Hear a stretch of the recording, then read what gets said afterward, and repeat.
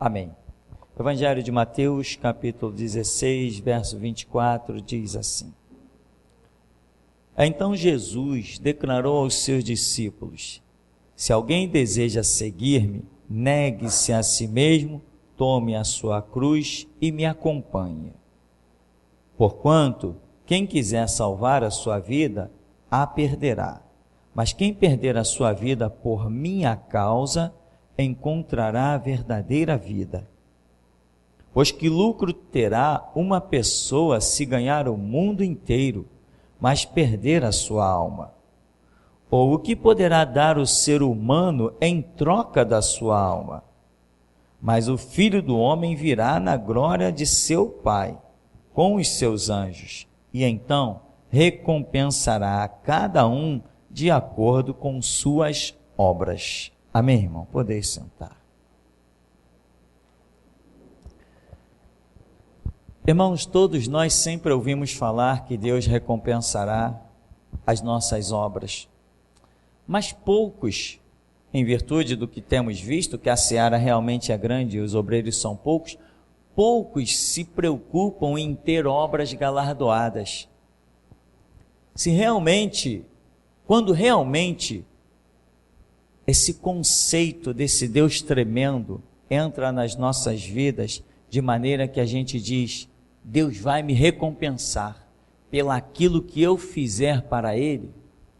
Quando realmente este conceito entra na vida de um ser humano, esse ser humano, ele começa a se desesperar no canto do seu quarto, dizendo: Deus, diga-me o que fazer. Deus, me dá uma ordem. Deus, me mostra alguma coisa para eu fazer para o Senhor. Ele fica desesperado, porque ele sabe que tudo que ele vai colher na eternidade é a recompensa das suas obras. Além, obviamente, se vai colher na eternidade, a salvação já está. Mas ele sabe que tem algo mais. E se Deus tem algo mais para nós, nós queremos. Nós ansiamos. Só que essa questão de renúncia, você já viu que as maiores histórias, elas sempre trazem atrás de si, no seu cenário, uma renúncia. O Filho de Deus esteve na terra. O Filho de Deus esteve na terra. Do nada? Não. A Bíblia diz que ele renunciou. Ele despiu-se da sua glória e habitou entre nós. Que história tremenda, mas que renúncia. Imagina aquele através de quem, como diz Gênesis, ele era o verbo, ou seja, é através dele que Deus realizou as suas obras, aquele através de quem tudo foi criado, como diz João, todas as coisas foram feitas por ele, e sem ele, nada do que foi feito se fez. O homem foi feito por intermédio dele. Tudo que você vê, o que não vê, os exércitos celestiais, tudo foi feito por causa de Jesus Cristo. Ele é Senhor absoluto. É diante dele que aqueles serafins estão lá. Aquilo lá não é trono do Deus Pai, não. Aquilo lá é o trono do Filho, quando Isaías vê os serafins com 6 asas. E a reverência é tamanha que eles cobrem seus pés com 2, cobrem o rosto com mais 2, e com 2 eles voam ao redor do trono adorando ao Senhor. É uma reverência muito tremenda. E eu te digo, aquela reverência tremenda, ela é feita com sacrifício dos serafins. Você já viu um ser que tem 2 asas voar com somente uma? Você já viu a borboleta que tem 4 asas, se você observar direitinho, voar com 2? Não. Quando um ser possui um número de asas que ele vai voar, ele usa todas as suas asas. A reverência tremenda dos serafins se transforma em sacrifício. Eles têm que se sustentar em voo, tendo 6 asas, mas usando apenas 2. Toda bela e maravilhosa, toda profunda história, ela tem sacrifício e renúncia no meio das suas páginas. Não tenha medo de renunciar, não tenha medo de sofrer pelo Evangelho, não tenha medo de ser sacrificado. Não tenha medo de uma bandeja de prata. Não tenha medo de um calvário em forma de cruz. Não tenha medo de nada. Porque Deus é quem nos capacita a todas as coisas. E quando chegarmos lá em cima, sabe o que nós diremos? Eu faria tudo de novo, Senhor. É o que nós vamos dizer, porque o que vamos nos deparar, irmão, é tão tremendo que Paulo diz, é o que olhos não viram, nem ouvidos ouviram, nem jamais penetrou ao coração humano. E ele, segundo algumas versões bíblicas que elucidam mais, quando ele diz, eu conheço um homem, não sei se no corpo, se fora do corpo, que foi arrebatado ao terceiro céu. Algumas passagens bíblicas, agora versões mais modernas, trazem claramente como tendo sido ele mesmo que vislumbrou tantas coisas, mas assim, mesmo ele tendo sido arrebatado ao terceiro céu, ele ainda deixa escrito coisas olhos não viram, nem ouvidos ouviram, nem jamais penetrou o coração humano. Significa que o que Deus tem para nós é realmente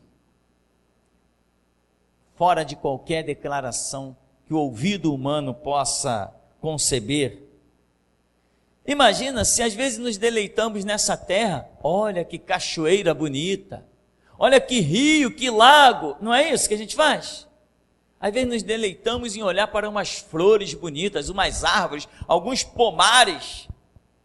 Imagina, se você acha coisas bonitas aqui na terra, imagina o que Deus não preparou lá na eternidade. Se você acha bonito coisas que vão desaparecer para sempre aqui nesse mundo, imagina aquilo que é eterno. Você vai se deparar com coisas realmente, irmão. Então, vale a pena o sacrifício. Vale a pena a renúncia. E se você quer ter uma grande história com Deus, irmão, comece a perguntar a Deus, Deus, o que eu tenho que renunciar para que a minha história esteja realmente gloriosa no teu livro? Porque sem uma renúncia marcante na sua vida, claramente falando, sem dores e sem lágrimas, não ouses pensar que há uma grande história preparada para você. Não há, irmão, não há. Por que não há? Porque nos exemplos bíblicos nós não vemos. Toda grande história, elas são precedidas de grandes renúncias. São precedidas, às vezes, de dores, de sentimentos realmente muito fortes que precisam ser renunciados. Nós vamos ver alguns exemplos, mas aqui o Senhor Jesus usa uma palavra no verso 24, se alguém deseja me seguir, tem que negar a si mesmo, tomar a sua cruz e me acompanhar. O que é cruz? Cruz é sacrifício, cruz é tortura, cruz é o exemplo dele. O exemplo de Cristo que carregou a cruz, e a cruz foi tão pesada, foi tão sacrifício que ele teve que exercer, que alguém foi chamado, que ele não estava suportando depois de tantos sacrifícios, mas a cruz ele tombou. E alguém foi chamado no auxílio para carregar a sua cruz, como diz a história, como diz a Bíblia. Cruz é algo que pesa, cruz é algo que machuca, cruz é algo que vai te causar um efeito, às vezes até um trauma, mas Deus virá e suprirá, te dará o bálsamo, porque quem faz no projeto de Deus é suprido pelo Deus vivo. Então, tomar a sua cruz, aí ele diz, quem quiser salvar a sua vida, vai perder, e quem perder por minha causa, encontra a verdadeira vida. Quem perde a vida que tem pela minha causa, encontra a verdadeira vida. Então, você conclui que a vida que você e eu temos aqui nessa terra, ela é falsa. Ela não é real. Ela não é verdadeira.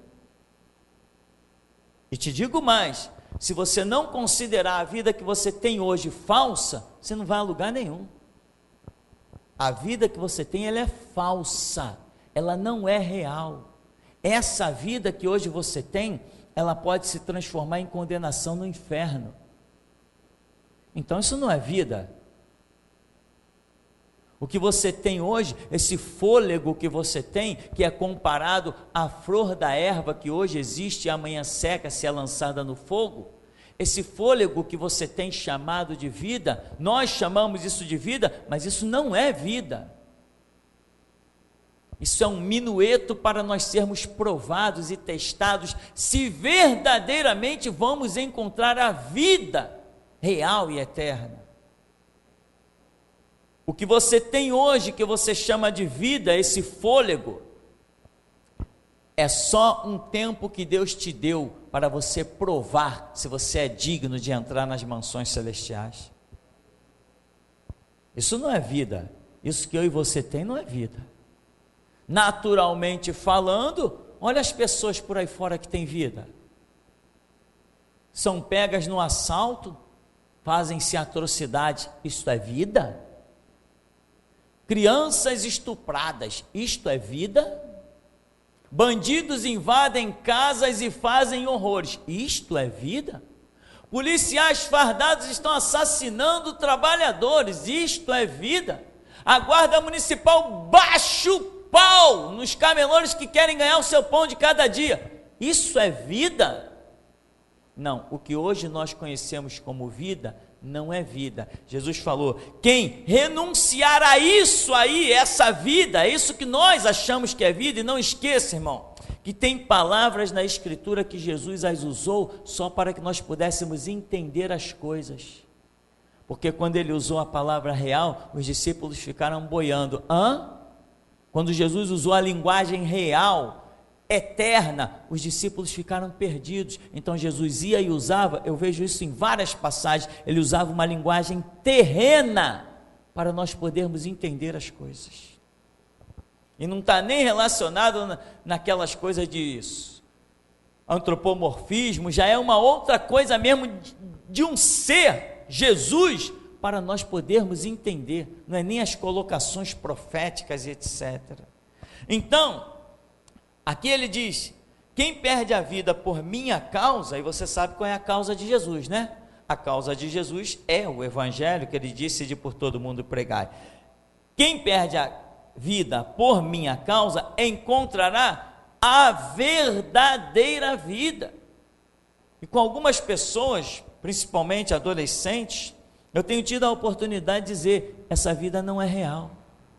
Coisa que muitos adultos ainda não entenderam.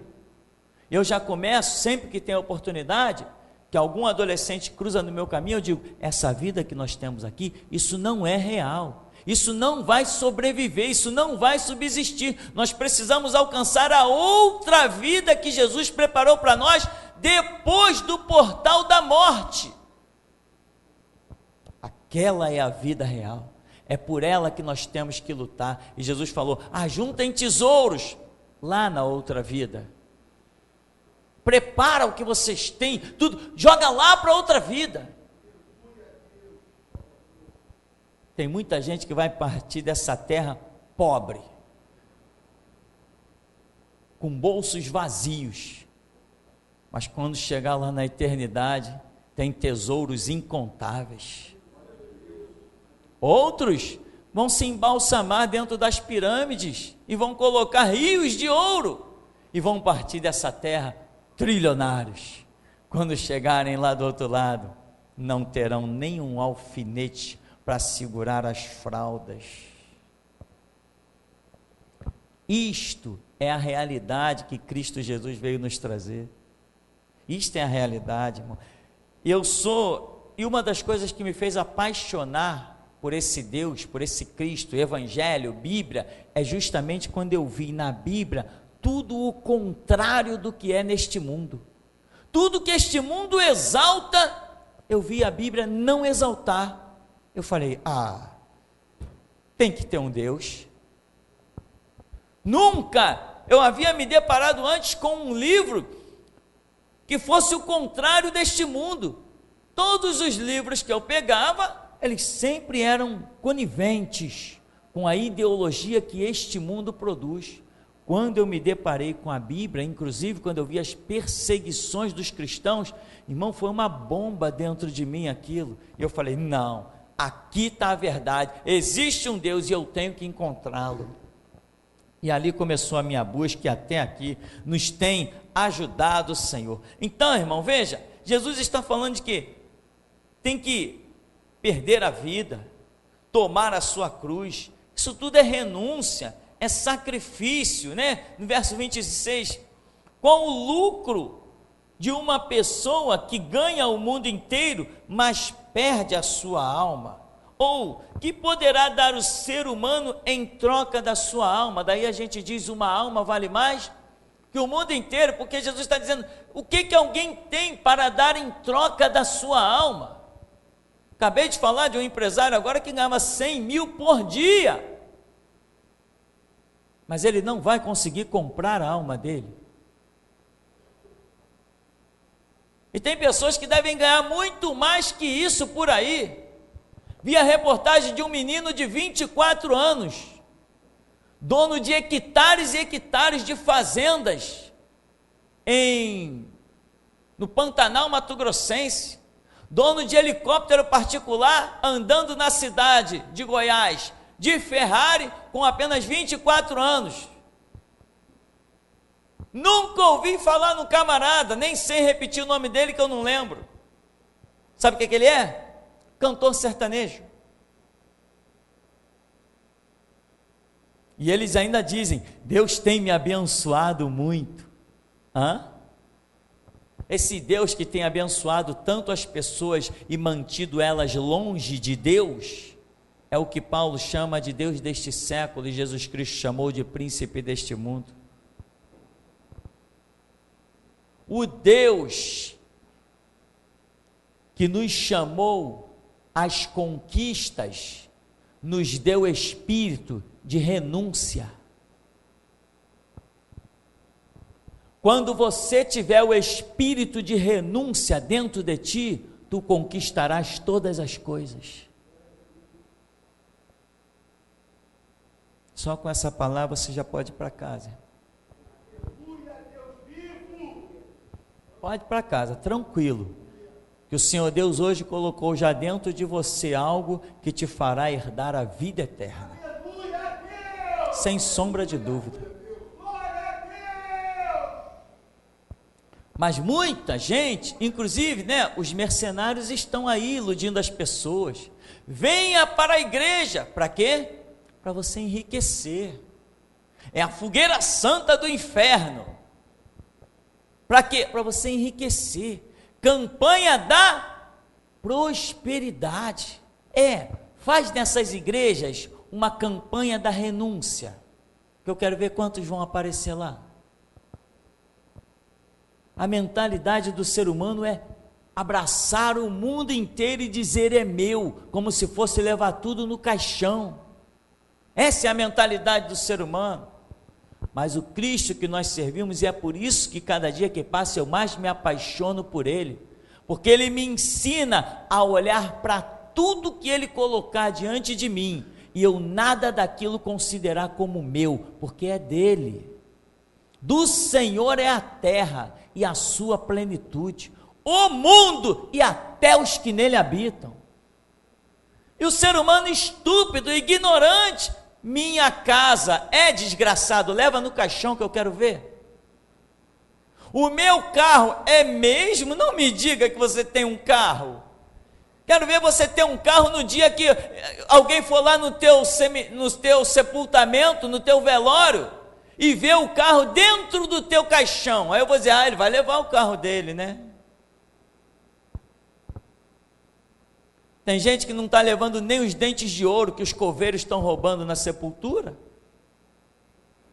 E o ser humano está achando que é dono de alguma coisa, irmão. Você tem, mas não é teu. Como disse Jó, nu saí do ventre da minha mãe, e é nu que vou deixar essa terra. Mas ele tinha algo dentro dele que mesmo com tudo que ele perde, ele considera aquilo uma renúncia, e diz: o Senhor Deus deu, o Senhor Deus tirou, louvado seja o nome do Senhor. Esse é o conceito, irmão. Conquiste tudo, Deus te dará conquistas, mas com espírito de renúncia, porque Ele prometeu: te colocarei por cabeça e não por cauda. Você quer uma grande história, irmão, na tua vida? Te prepare para ter grandes renúncias. Quanto maior a tua renúncia, maior o teu galardão e maior a história que Deus vai escrever com a tua vida. Deus não quer mais saber de penas, tintas e papel. Os livros de Deus agora somos nós. Os livros de Deus agora somos nós. As canetas de Deus na terra agora somos nós. É conosco que Deus vai escrever histórias muito maiores do que a que se poderia colocar em livros. E tem mais, as histórias que tem nos livros, é porque Deus está usando homens e mulheres.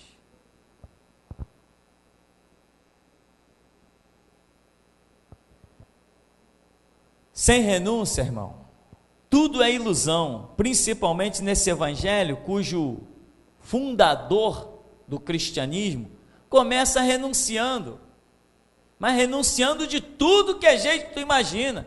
Dizem alguns historiadores que Jesus foi pego várias vezes, além daquelas passagens que estão na Bíblia, que iam pegá-lo para tentar fazê-lo rei, e ele fugia. Além daquelas passagens, existem várias outras passagens bíblicas que queriam colocar Jesus como líder, inclusive como líder para organizar motins contra o Império Romano, e ele nunca aceitou nada disso. É renunciando. Outras pessoas, porém, numa oportunidadezinha que tem de conquistar um tronozinho, querem logo.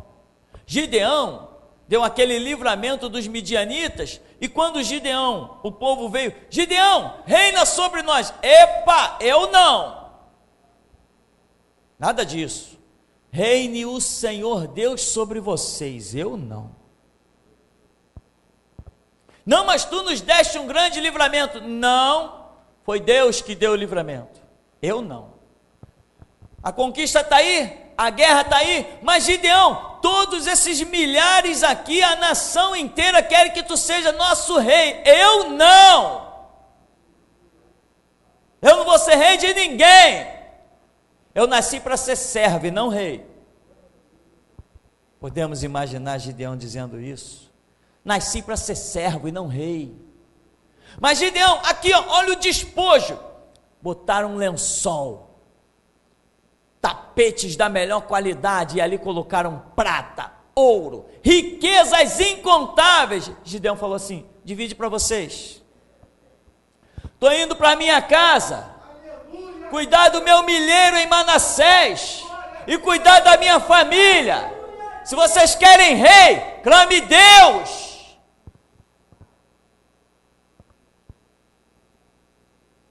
Entende, meu irmão? Deus te dará as conquistas que você quiser e tudo mais, desde que você tenha um espírito de renúncia. Não olhe para as coisas dizendo: é meu. O que Deus coloca nas tuas mãos, meu irmão, é uma chance de você ganhar mais galardões. Sabe o que é o privilégio de você ser uma pessoa bem de vida e poder matar a fome do próximo? Me diz que tem me diz que tem algo mais satisfatório que isso.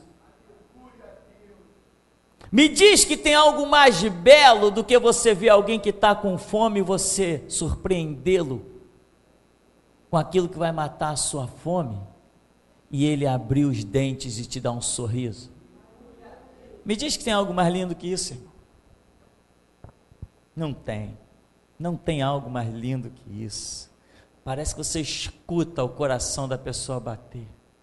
Você fica esperando a reação de alguém que você está ajudando, está matando a fome. É uma expressão tão feia, né? Mas essa é a expressão que nós temos: matando a fome, ajudando a livrar alguém daquele dia horrendo. Imagina alguém que você encontra na rua e diz assim: comeu hoje? Não, não comi. Nem sempre você consegue comer? Não. Então está aqui, come hoje. E está aqui o meu endereço. Todo dia do almoço pode bater na minha porta. Me diz que tem coisas mais belas, mas você só consegue fazer isso não simplesmente quando você tem posses, mas quando você tem o espírito de renúncia. Porque tem pessoas que dizem: eu conquistei, quem quiser que conquiste também. Que conquistou o quê, meu irmão? Se estamos vivos é porque Deus permitiu o fôlego da vida. Que conquistei, que sou nada. Ser humano que pensa que é alguma coisa, ele nunca será nada. Jesus está dizendo: tem que tomar tua cruz, tem que renunciar, tem que ter esse espírito. E tem uma passagem bíblica que Pedro diz assim: Senhor, nós deixamos tudo para te seguir, o que nós receberemos? Jesus fala assim: vocês que deixaram tudo para me seguir, vocês receberão 100 vezes mais neste mundo e no porvir a vida eterna. Mas quem é que vai receber 100 vezes mais neste mundo e no porvir a vida eterna? Vocês que renunciaram a tudo, vocês vão receber 100 vezes mais neste mundo e no porvir a vida eterna. Não é uma troca com Deus, não é esse sentimento, não, é o sentimento de renunciar para seguir o mestre.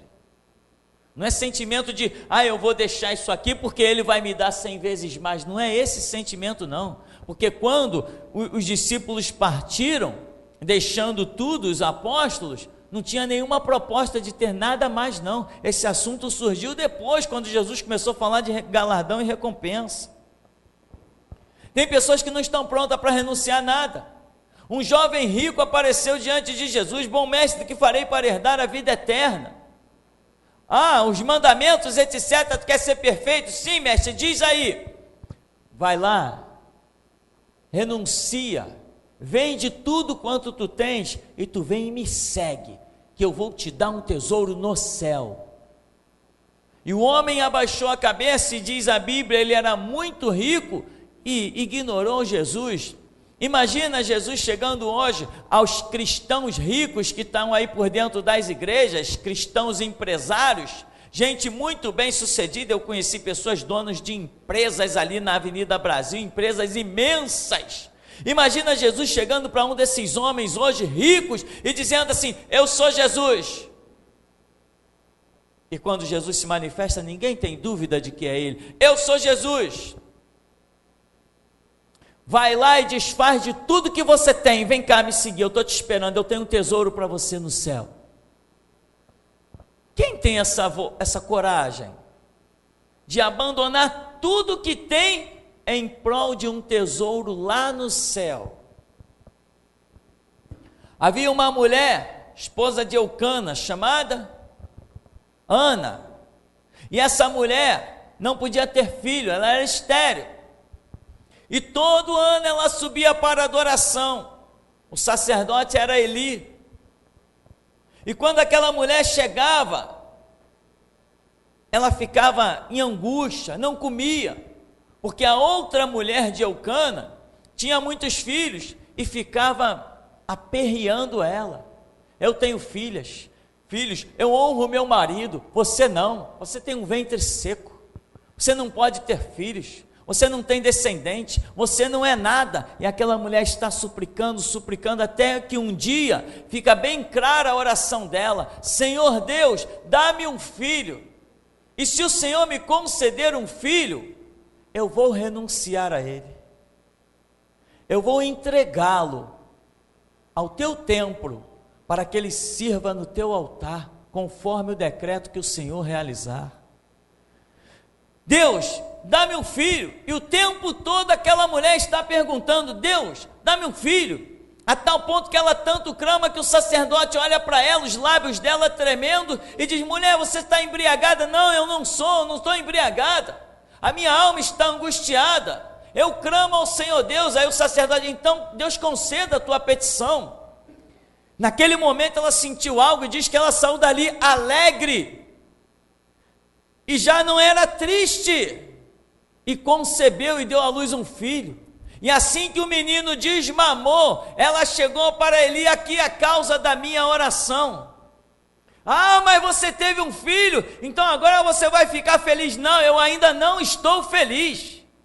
Eu vou ficar feliz se você receber o meu filho para servir no altar do Deus vivo. Aí eu completo a minha felicidade. Bom, se é a tua vontade, é fácil renunciar a um filho? Para ela ir a ver aquele filho de ano em ano, é fácil isso? Mas eu te digo, irmão, é com grandes renúncias que Deus escreve grandes histórias. E foi com a renúncia daquela mulher que Deus pôde escrever uma tremenda história em toda a nação de Israel. O filho dela se transformou no temido e grande profeta Samuel. Ah, que bela história! 1 Samuel, 2 Samuel, não, atrás, lá no epílogo, tem uma Ana, cuja renúncia da sua alma foi tamanha, que não sabemos se há outro ser humano capaz de fazer o que ela fez. Pegar o seu filho de livre, espontânea vontade, está aqui, é para servir no altar de Deus. E não sei, assim como os historiadores colocam algumas coisas que me dão a entender que naquele período de Samuel, se não tem Samuel, não teria mais ninguém.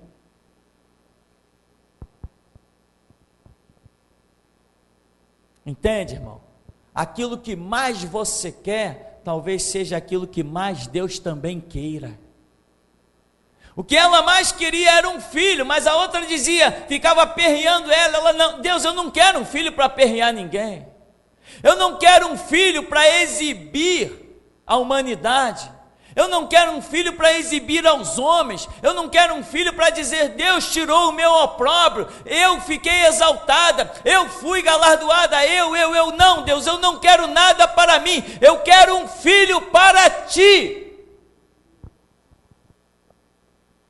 Quer ver todas as tuas petições serem atendidas, meu irmão? Peça coisas para Deus e não para você. Deus, qual o talento que o Senhor quer colocar na minha vida para que o teu nome seja glorificado? Porque quantos palhaços dentro da igreja eu já vi ao longo da minha caminhada. Não, irmão, eu estou buscando o dom da libertação, porque todo mundo olha logo para a gente, autoridade sobre o demônio. Ô palhaço! Quem tem autoridade sobre o demônio não é o homem, é o Espírito Santo que habita no homem. E homens palhaços nunca serão cheios do Espírito Santo. Nunca serão, de forma alguma. E quanta gente, não, irmão, eu gosto do ministério de louvor, que a gente canta, está na frente da igreja e todo mundo vê a gente. Meu irmão, você quer sucesso? Peça coisas para Deus e não para você. A Escritura diz, agrada-te do Senhor e Ele satisfará o desejo do teu coração. Agrada-te do Senhor. Se você se agrada do Senhor, o desejo do teu coração é do Senhor. Muita gente está por aí numa situação que nunca vai ver a glória que Deus tem preparado. Hoje nós, meu irmão, olhamos para a Escritura e dizemos uma frase, repetimos coisas em meio a tantas situações. Tem uma frase que foi dita há alguns milhares de anos: Rei, não temos que te responder coisa alguma, o Deus que nós servimos pode nos livrar da tua mão e da fornalha, e se Ele não nos livrar, nós não vamos servir aos teus deuses. Ponto final. Qual foi a renúncia desses homens? Para que essa frase pudesse hoje edificar a mim e a você aqui no século 21. Eles renunciaram à própria vida, irmão. Se Deus não nos livrar, se nós tivermos que morrer dentro desta fornalha, estamos renunciando à vida, mas não adoraremos aos teus deuses. Renunciar à própria vida, enquanto o evangelho tiver que ser pregado e até o fim do milênio que ainda está para ser instalado sobre a terra, esses homens serão lembrados. Quem renuncia à própria vida tem uma história eterna. O meu Deus enviou o anjo e fechou a boca do leão. Quantos estão orando nas horas das aflições e dizendo: Deus, envia o teu anjo e fecha a boca dos leões? Isso não é história de poeta, meu irmão. Isso é história de quem renunciou à própria vida e disse: eu vou entrar na cova porque estou inocente diante do meu Deus. Grandes renúncias escrevem histórias eternas. Grandes renúncias. Se fossem outras igrejas, eu já estava entrando naquela etapa brilhante. Irmãos, estamos falando de renúncia, então agora, assina o teu cheque. Passa o cartão na maquininha. Não, meu irmão, estamos falando de renúncia. Então só saia daqui depois de colocar a tua vida no altar de Deus. Porque com dinheiro Deus faz coisas limitadas, mas com homens de fé Deus faz coisas eternas. O dinheiro é limitado, mas a fé não vê limites. E se tu creres, tu verás a glória de Deus, né? Pedro e João diante do Sinédrio, não necessitamos de te responder dessas coisas. Não precisamos dar resposta nenhuma para vocês. Não podemos deixar de falar do que temos visto e ouvido. Nós somos testemunhas dessas coisas. Nós e o Espírito Santo, que Deus dá àqueles que lhe obedecem. Não temos que dar resposta para vocês. Que nós vamos matar, que nós vamos prender, que nós vamos torturar, que nós vamos esquartejar, pouco importa. Homens que renunciaram à vida e pregaram debaixo das batinas do Império Romano. Aí hoje nós temos Atos dos Apóstolos associados ao Espírito Santo. Se não fossem aqueles homens, este livro não existiria. É com vidas que Deus escreve da sua glória na terra. Com renúncia. Se viver, viveremos. Se morrer, morreremos. Eu e a minha casa serviremos ao Senhor. Se Baal é Deus, seguir. Se o Senhor é Deus, seguir. Declarações de homens que expuseram a vida, que se obstinaram a servir ao Deus vivo. Aleluia. Homens que decidiram, que conheceram, entenderam que Deus é real e decidiram: eu morro com Ele. Então, irmão, não seja como um jovem rico, que só tinha o espírito da soberbia e da riqueza, né? Mas não tinha o espírito da renúncia. Sabe por que nós temos histórias? Deve ser centenas de livros escritos sobre as arenas, o Coliseu Romano. Aquelas histórias só foram possíveis porque existiram pessoas que decidiram renunciar à própria vida para que elas pudessem ser escritas. Não teria nenhum leão, nenhum tigre devorando ninguém na arena, se eles não tivessem dispostos a renunciar à própria vida por amor à verdade de Jesus Cristo. Que história tremenda! Hoje todo mundo escreve livro, faz-se poesia, Escreve-se música, sempre vou lembrar da coragem, do amor, da firmeza e vontade, da fé e devoção, da igreja do tempo de Paulo, de Pedro e João, que enfrentavam a fúria de Roma, mas nunca negavam sua fé de cristão. É um exemplo para mim, verdadeira lição. Sabe por que isso existe? Porque eles renunciaram a alguma coisa para isso existir. Ninguém se inspira no nada. Todo mundo que se inspira em alguma coisa. No futuro, alguém vai compor uma música e vai botar o meu nome nela, e vai botar o seu nome nela, e vai botar o nome Geração Jesus Cristo. Os crentes da era moderna que mudaram a história do Evangelho. O nome Geração Jesus Cristo vai sair em livros,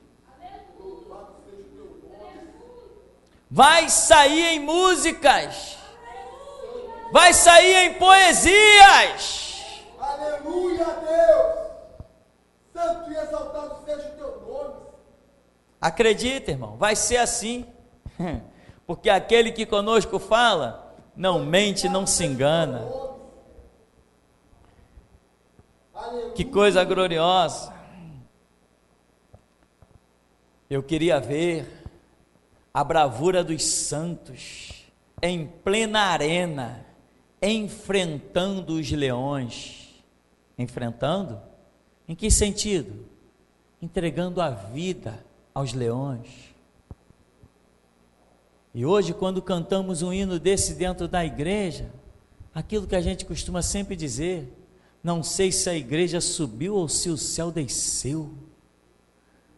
O dia que cantamos um hino desse dentro da igreja, saímos daqui com armaduras reforçadas, com disposição renovada, vontade aguçada, simplesmente porque cantamos um hino e a nossa memória foi lá 2000 anos atrás. Santo de Israel. Como disse Deus a respeito de Abel: Caim, o que fizeste? O sangue de teu irmão clama por mim desde a terra. Quem renuncia à própria vida, planta uma semente eterna. Então, meu irmão, chega de alongamentos inúteis. Deus, está aqui a minha vida, quero te servir. Se não for para te servir, me mata. Não me interessa mais viver. Agora, uns ainda conseguem ter uma vida inútil, sem expectativa da realidade de Deus. Mas escute bem o que o Espírito de Deus manda dizer: jovenzinhos do meio deste povo vão transtornar a humanidade. Jovens de 17, 18, 19 anos que vão dizer para eles: você não pode falar isso, posso todas as coisas naquele que me fortalece. Glorificado seja o teu nome, Deus. Crianças desse ministério vão transtornar os magistrados.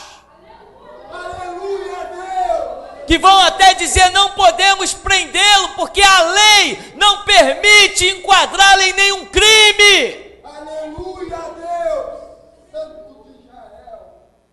Porque o espírito que tem nesse lugar não é espírito de apóstata nem de mercenário. Louvado seja o teu nome. Então, meu irmão, sai do comodismo. Sai do comodismo.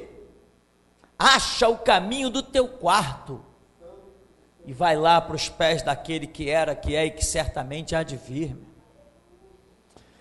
Então, meu irmão, ainda é tempo de renúncia.